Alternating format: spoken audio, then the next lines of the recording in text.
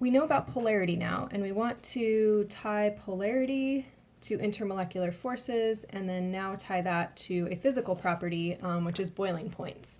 So polarity, if we have polarity, that will lead to strong intermolecular forces, and in turn, that will lead to high boiling points. Sorry, we're a little sloppy there. And so intermolecular forces are this bridge between understanding that something is polar and understanding why its boiling point is what it is. So we're going to look at some real-life molecules here, and the boiling points are listed for us. And we're going to sort them out and start to see some patterns here. So first of all, I want you to see the three different columns that I've got here. If it's polar and has the NH, OH, or FH in it, that means these molecules can participate in hydrogen bonding. All right. Now, if it's polar, again, but it doesn't have those specific OH, NH, and FH bonds, then we would say that those molecules can participate in dipole-dipole attractions. And hydrogen bonding, of course, is also a dipole-dipole attraction. Finally, last column is nonpolar. And so nonpolar molecules can only participate in dispersion forces, but everything can participate in dispersion forces. And so we can see that these particles, all that they have going for them is that they can kind of accidentally stick together. So with those intermolecular forces in mind, let's sort out some of our chemicals here.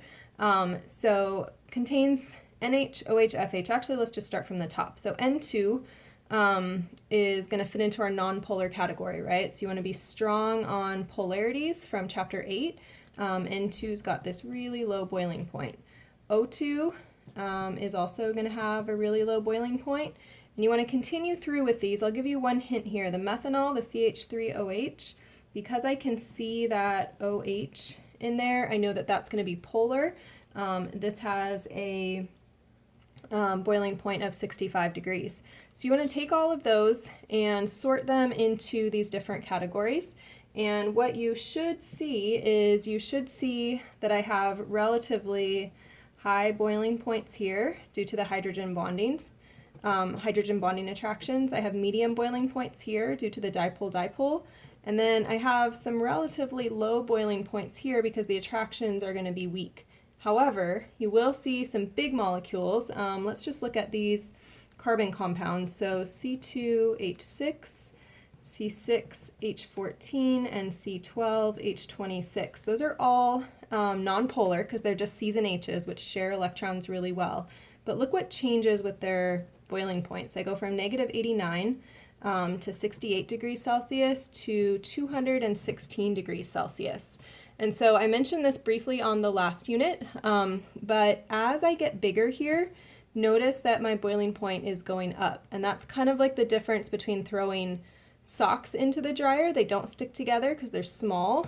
But if I throw big, huge blankets or sheets into the dryer, they're going to accidentally collide with each other a lot. And so a lot of collisions means that you're going to end up having relatively high boiling points.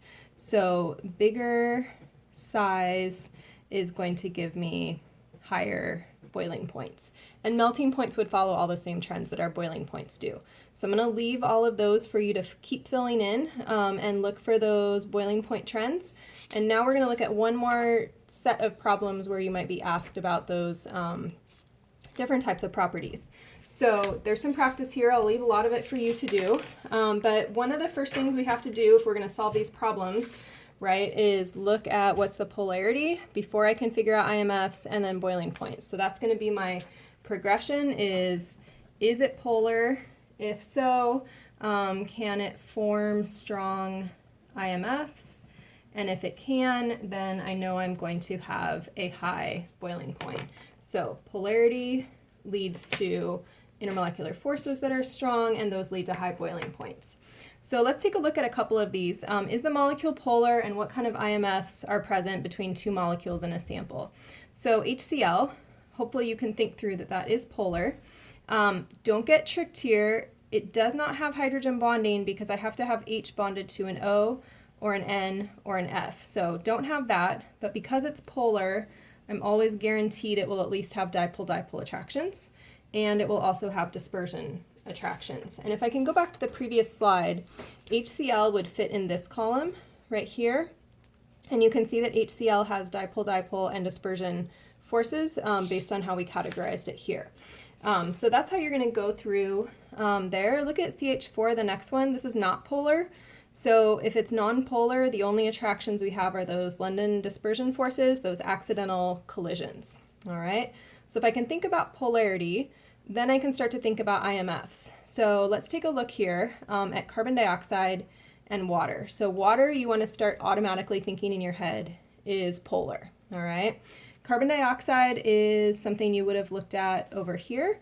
If you remember, carbon dioxide had those bond dipoles that pulled out in opposite directions, and so it was nonpolar. So remember, polar means you can have strong IMFs, which leads to high boiling points. So if I can look at polarity first and say, oh, this is polar, this is not, then my molecule that's polar is going to have the higher boiling point. All right, so you can work your way through those. Same kind of concept. Think about polar, nonpolar, which one's going to have those stickier, stronger attractions between molecules. Here's another way that that might be asked. Using, again, intermolecular forces or size, predict which is most likely to be a gas. So a gas has really weak intermolecular forces, right? Whereas my high boiling point over here, I'm always thinking, okay, that has strong intermolecular forces. So now I'm thinking basically the opposite logic that I had here. So we're back to carbon dioxide and water. Carbon dioxide is nonpolar, water's polar. So the one with the weaker IMFs is going to be the carbon dioxide. It's going to be a gas at room temperature. Sure enough, that's what we're all breathing out right now, is carbon dioxide, which is a gas, and water we know is a liquid. So you can work through those. Basically, it's going to be opposite answers to these high boiling points. And then finally, you've got some groups of molecules here to rank from highest boiling point to lowest boiling point. So same logic, we just have 3 molecules to look at now. Oxygen, O2 is nonpolar. OCl2 you might have to sketch out. Lewis structure for OCl2 looks something like this with lone pairs on the chlorines, and that is a polar molecule. So OCl2 is polar, and then H2O of course is polar. What makes H2O stand out is that H2O has that OH bond, so it can participate in hydrogen bonding. Those are the strongest attractions of the 3 on this page. So highest boiling point will be water, because it can hydrogen bond. Next will be OCl2, because it can have dipole-dipole attractions. And then the lowest boiling point will be O2, because it's nonpolar, so it has very weak attractions between molecules. So be able to think through what intermolecular forces are present, how do those forces impact the boiling point, how do those forces impact what state you're going to find it in, and then just being able to rank a few different molecules. So practice on this page, practice in your workbooks, and you'll be good to go.